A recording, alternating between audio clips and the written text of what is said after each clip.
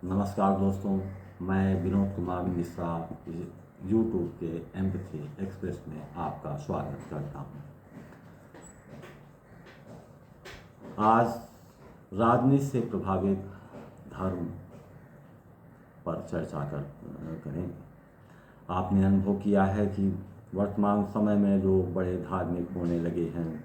किसी मंदिर में जाएं, दर्शन करने वालों की लंबी भीड़ दिखाई पड़ेगी। मस्जिद में अजान किए जा रहे हैं, मंदिरों में चढ़ावे चढ़ रहे हैं। लोगों की भीड़ ऐसे स्थानों पर जा रही है जहां धार्मिक प्रवचन होते हैं, धार्मिक कथाएं सुनी जाती हैं। ये सब पिछले दशक से कुछ ज़्यादा ही हो रहा है। ऐसे में सवाल उठता है कि ये स्वतः से जागी हुई चेतना है या इसके पीछे सामाजिक और राजनीतिक कारण है। इसका विश्लेषण अतीत में जाकर किया जा सकता है। सर्वप्रथम ईसा पूर्व 6वीं शताब्दी में सामाजिक क्रांति कहें या धार्मिक क्रांति कहें, बौद्ध धर्म का उद्घोष हुआ।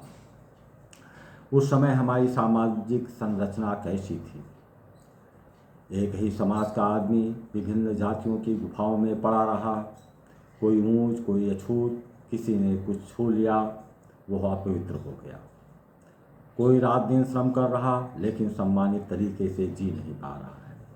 घुटन और निराशा के भावों से निकलकर स्वच्छ हवा, पानी और गौरव पाने की लालसा के कारण ही बौद्ध का विकास हुआ। गरीबी, छुआछूत, अमर्यादित ढंग से जीवन जीने को अभिशप्त तरीके से जीने से छुटकारा पाने की अभिलाषा ने बौद्ध धर्म को पनपने और विकसित होने का अवसर दिया। अब चलते हैं, जब मिस्र में मिस्र के राजा अखेनातेन की तरह समाज में ध्रुवीकरण करने वाले थे। उसका शासन क्या था? सामाजिक, आर्थिक और धार्मिक रूप से उथल पुथल से भरा था। उस उथल पुथल से मनुष्य निजात पाना चाहता था। निजात पाने का रास्ता कहाँ से मिलती, इसकी संभावना कहाँ रहती? वो संभावना थी धर्म का रास्ता। 1688-89 में धार्मिक और राजनीतिक संघर्षों से इंग्लैंड में गौरवशाली क्रांति हुई। यही हाल मध्य युग और आधुनिक काल में जब भी धार्मिक क्रांति हुई, उसके पीछे धार्मिक कारण कभी नहीं थे।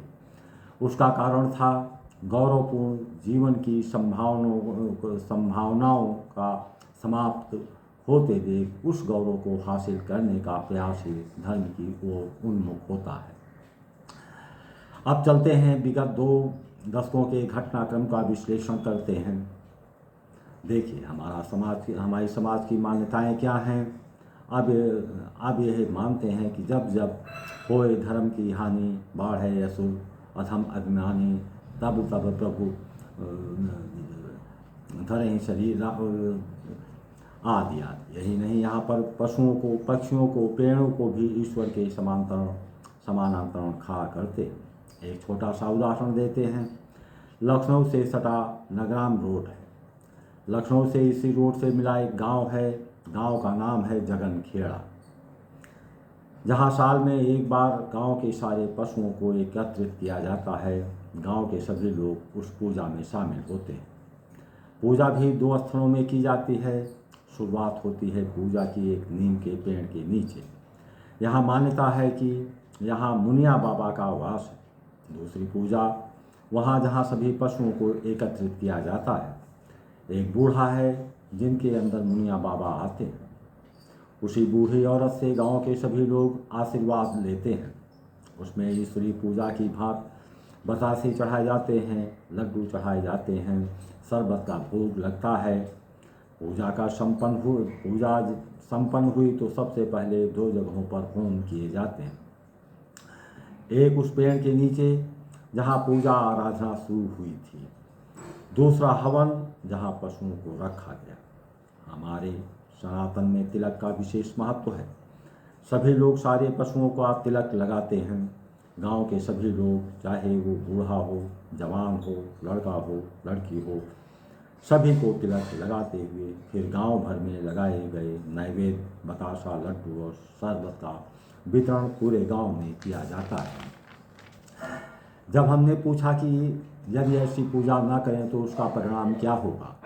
इसका उत्तर देते हुए बताया गया कि एक साल पशुओं की पूजा नहीं हुई थी। उस साल गांव के बहुत सारे पशुओं की मौत हो गई थी।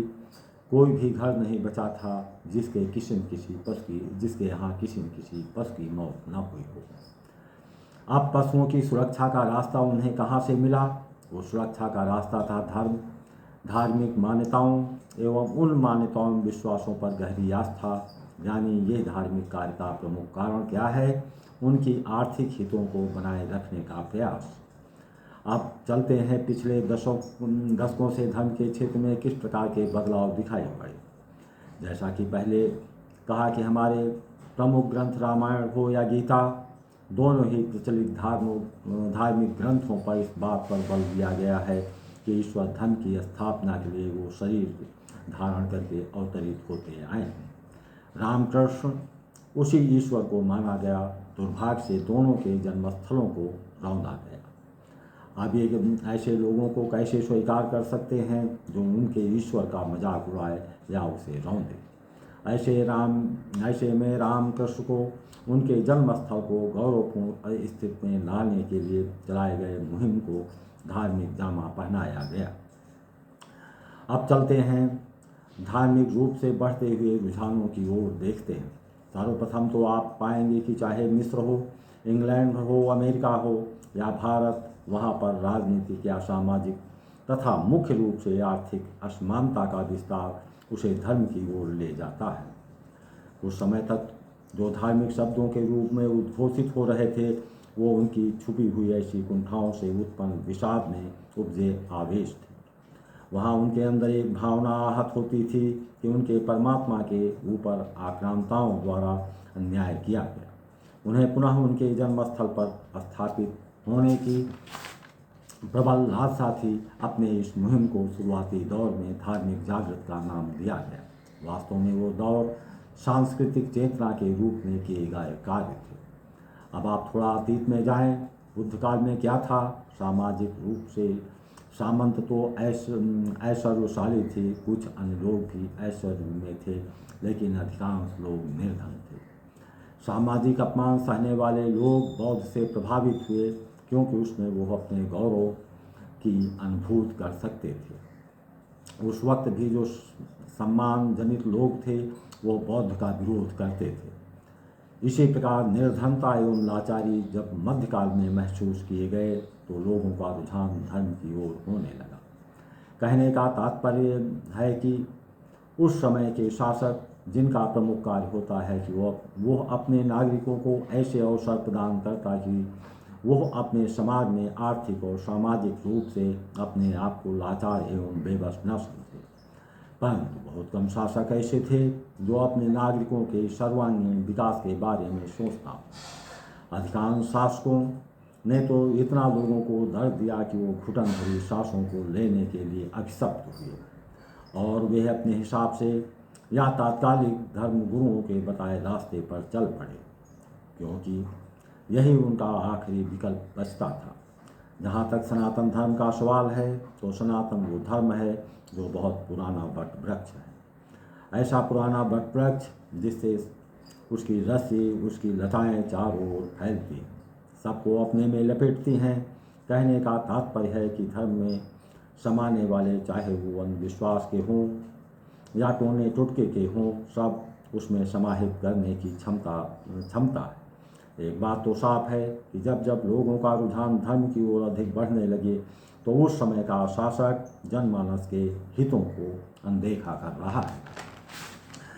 लोग जब अपने आप को असुरक्षित महसूस करने लगे, भविष्य अंधकार में दिखाई पड़े, रोजगार के लिए साधन न सुझाई पड़े, तो उनके मार्ग को सरल और सुगम रास्ता बनाने वालों के पास लोग जाने लगते हैं। मंदिरों में दर्शन करते हैं, जहाँ जहाँ हो सकता है वहाँ वहाँ जाकर अपना माथा नुवाते। ऐसे में ऐसे लोगों की उपयोगिता समाज में अधिक हो जाती है जो सत्संग चलाते हैं, जो पौराणिक कथाओं को सुनाते हैं, टोने और टोटके बताते हैं। भविष्य की असुरक्षाओं से मुक्त पाने वाले लोग जो ऐसे स्थलों पर जाते हैं वो आत्मतत्व का दीप जलाने की प्रत्याशा में नहीं जाते। वो सरल और सुगम रास्ता खोजने जाते हैं। यह हाल सभी मजहबों का है।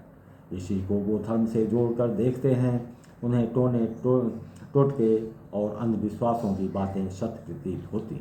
उनकी बातों से सब इतने प्रभावित होते हैं कि उनकी दबी हुई आत्मा में एक जान आ सकती है। आशा है वीडियो पसंद आई हो तो लाइक, सब्सक्राइब और शेयर